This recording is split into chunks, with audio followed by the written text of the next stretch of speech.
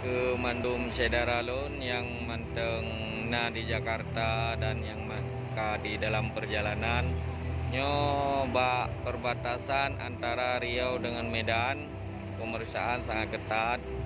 Menyona yang manteng di Jakarta berjana untuk nuwo lebih get bek nuwoli karena sebagian besar moto Mandum ibu putar balik. Laporan dari perbatasan Riau dengan Medan. Ulun manteng tengah mudun, zino karena dalam pemeriksaan. Dalam rangka peduli COVID-19, pemerintah menggalakkan pemeriksaan kendaraan atau masyarakat yang menuju kembali ke kampungnya, yaitu mudik.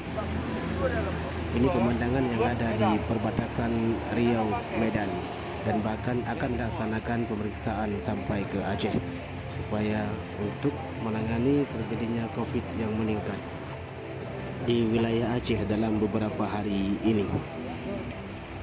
Apalagi ke depan ini, sebagaimana yang kita ketahui, kita sama-sama akan memasuki hari raya atau Lebaran. Tentunya banyak masyarakat yang mengadakan mudik dari kota ke kampung mereka. Nyoba perbatasan antara Riau dengan Medan. Pemeriksaan sangat ketat.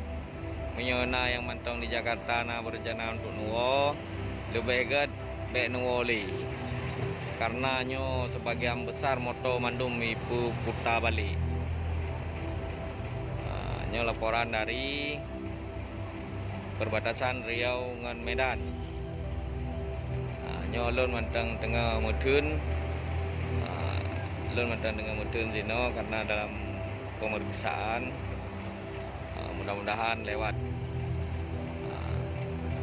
Sekian, terima kasih. Wassalamualaikum warahmatullahi wabarakatuh.